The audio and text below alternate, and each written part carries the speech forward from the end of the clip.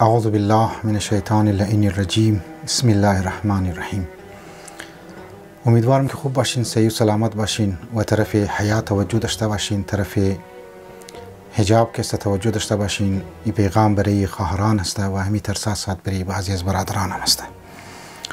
مو سلسله دروس درباره حجاب شروع کردیم، مطالبی که مطابق عقل و منطق و لاجیکلی و مطابق گراوند ریالیتی که اگر حجاب در یک سوسایتی باشه چی اثرات مثبت داره و اگر حجاب در سوسایتی یا در سوسایتی ها یا معاشره ها نباشه چی مشکلات ایجاد مطالب در پیش مونیم. رسیدیم در مطالبی که امروز میخوایم برای شما بیان کنم. رابطه خیانت است که حجاب دمنی زندگی ها اگر توخ کنی یا یک زندگی زن شوهر اگر توخ کنی، بهترین چیز وفاداری نسبت به یکدیگه خواسته و اعتماد به یکدیگه خواسته، تعهد و که پیما دیگه فقط تو شوهر از ما هستی، این ما تعهد میدم، این ما وعده منم، پرامیس منم و امیتر مرد که است باید بگه که تو فقط زن از ما هستی، تعهد بیده و امیر مگه وفاداری. لیکن وقتی آهسته آهسته دمنی زندگی خیانت ما یا آرامش زندگی را از بین مبره، امنیت زندگی را از بین مبره. لذا خیانت بسیار خطرناک است و زندگی را تباه و برباد کرده.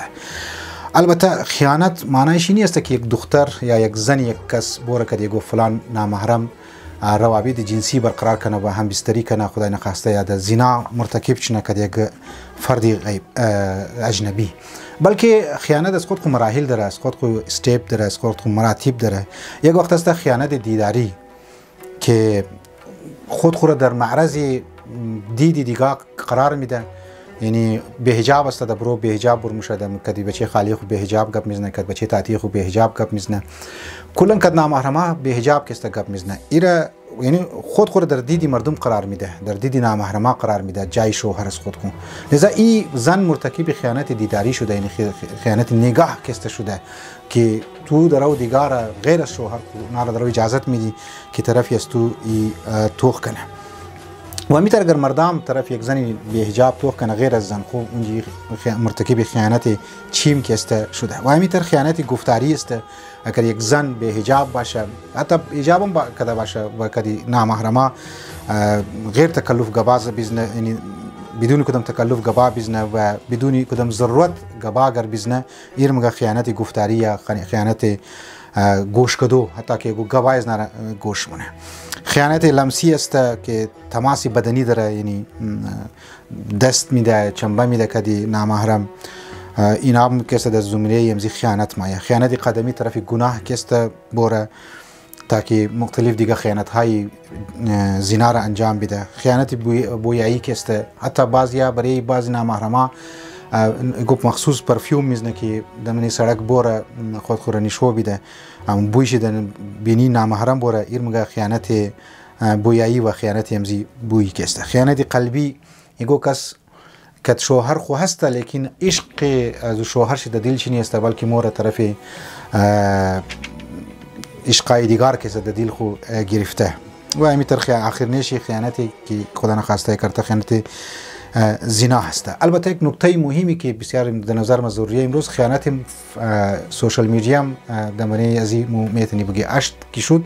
این نمونهشه که خیانت سوشال میدیا از طریق چیت کدو، چیتینگ، از طریق روابط د مسنجر و غیره رابطه برقرار کدو که آهسته آهسته ای کدی امزو از سوشال میدیا برشونه باز بورن عملی طور پر یک دیگه خورکست ملاقات کنن و خدای نخواسته د گناه مبتلا باشه. البته از اول میگن که بعضیا حتی زنم داره، حتی شویم دارن، بعضیا اونا از طریق قبضی سوشال میدیا مرتکب خیانت که است مشه. لذا زنی من اسلام که ما یا وقتی حجاب قرار میده که چستا ساعت این چیزها هم توجه دلاو میده که وقتی ما میگیم حجاب یعنی جنسی مسئله تو فقط و فقط مربوط به شوهر تو است. تو روی تو چهره تو جسم تو فقط برای شوهر تو است. شوهر تو جسم تو خیالات تو محبت تو فقط برای زن تو باید باشه. لیکن متاسفانه امروز ما میگردیم این سوسایتی خو از طریق سوشال میدیا، به خاطر سوشال میدیا، به خاطر بعضی فمینیستا، به خاطر بعضی از کمونیستا، به خاطر بعضی از سریال ها دراما سریز کی میشه و از خاطر دنامی ثقافت که زن و مرد را قباحت کنار ختم مونه، این چیزها در عام شده و خیانت ها دمنی سوسایتی از زیاد میشه و در خانه ها را تباه و برباد مونه. شما تو که از زنی من طبق یک ریپورت که بریتیش برودکاستینگ کارپوریشن گفته، اینا گفته 62% از انگلند زنا که است افراد هایشی، یعنی جوان طبقه و اونایی که زناشویی است و امیتر 42% از انگلند، 58% که است یعنی فیصد از فرانس، 36% که است یعنی فیصد از امریکا.